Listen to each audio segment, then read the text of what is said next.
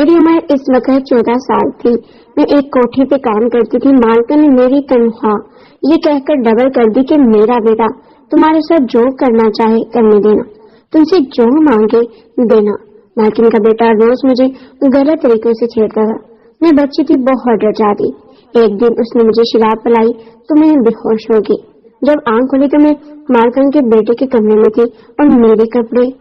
ناظرین, کہانی میں آگے بڑھنے سے پہلے آپ لوگوں سے درخواست ہے کہ کہانی کو آخر تک لازمی سنیں, پھر ہی آپ لوگوں کو پتہ چلے گا کہ میرے ساتھ کیا ہوا. اور میرے چینل کو بھی لازمی سبسکرائب کریں تاکہ اس طرح کی کہانیاں آپ کو میرے چینل پر روزانہ ہی ملتی ہیں. چلیں کہانی شروع کرتے ہیں. میں جس گھرانے سے تعلق رکھتی ہوں وہاں پیدا ہوتے ہی اپنا پیٹ خود پالنا پڑتا ہے. میں بھی چھوٹی سی عمر میں اپنا پیٹ پالنے کے لیے ایک کوٹھی میں کام کرتی ہوں. میں جس کوٹھی میں کام کرتی ہوں وہاں کی مالکن سخت مزاج کی ہے, مگر ان کا بیٹا اور شوہر نرم مزاج کے انسان ہیں. وہ میرا بہت خیال رکھتے تھے, مگر مالکن مجھے ان کے پاس نہیں جانے دیتی تھی, خاص کر اپنے شوہر کے. میں خوبصورت اور نازک سی لڑکی تھی. مالکن سارے گھر کے کام مجھ سے ہی کرواتی تھی. اس دن میں چھوٹے مالے کے کمرے کی صفائی کر رہی تھی جب انہوں نے مجھے گود میں اٹھا لیا اور ہوا میں لہرانے لگے. مجھے مزہ آنے لگا اور میں ہنس پڑی. اتنے میں مالکن وہاں آ گئی. انہوں نے فوراً مجھے نیچے اتار دیا. کچن میں جا کر برتن دھو, مالکن نے سخت لہجے میں کہا. میں ڈر گئی اور وہاں سے چلی گئی. کچن میں جا کر برتن دھونے لگی. اتنے بڑے صاحب وہاں آ گئے اور کہنے لگے یہ لو چاکلیٹ کھا لو, مگر اپنی مالکن کو مت بتانا. میں نے ہاں میں سر ہلا دیا اور چاکلیٹ کھا لی. وہ بہت مزے کی چاکلیٹ تھی. شام کے وقت جب میں گھر جانے لگی تو مالکن نے مجھے اپنے پاس بلایا اور مجھے 1000 روپے دیے. پیسے دے کر میں خوش ہو گئی. مالکن کہنے لگی یہ بات کسی کو مت بتانا کہ مکاس نے تمہیں اپنی گود میں اٹھایا تھا, میں تمہیں 1 روپیہ نہیں دوں گی.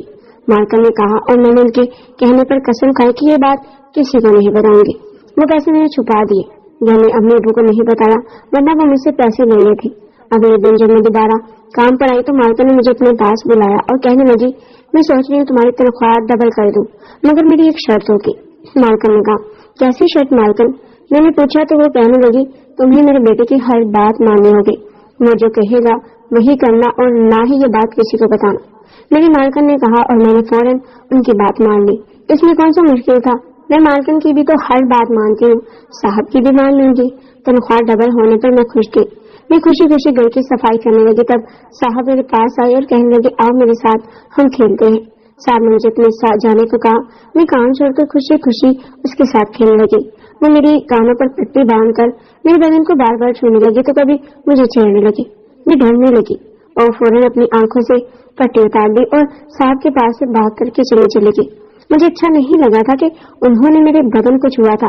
میں کچن میں چھپی تھی جب مالکن میرے پاس آئی اور میرے بدن پر کچھ دیکھنے لگی.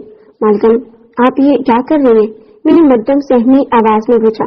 کچھ نہیں دیکھ رہی ہوں, تمہارے جسم پر کوئی نشان تو نہیں ہے؟ مالکن نے کہا. مجھے حیرت ہونے لگی کہ میرے جسم پر کیسے نشان ہو سکتے ہیں. میں گھر واپس چلی آئی. میں ڈری ہوئی تھی. امی مجھ سے پوچھنے لگی کیا ہوا تم خوفزدہ کیوں ہو؟ امی نے پوچھا.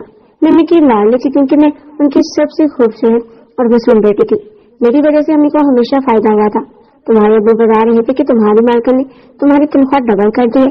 مجھے سچ بتاؤ اس نے ایسا کیوں کیا؟ میں جانتی ہوں یہ بڑے لوگ اتنے اچھے نہیں ہوتے, ضرور اس کے پیچھے اس کا کوئی مفاد چھپا ہوگا. میری امی کو شک ہو گیا تھا. اگر میں سچ بتاتی تو مالکن مجھے نوکری سے نکال دیتی اور پھر سے ابا مجھے مارتے.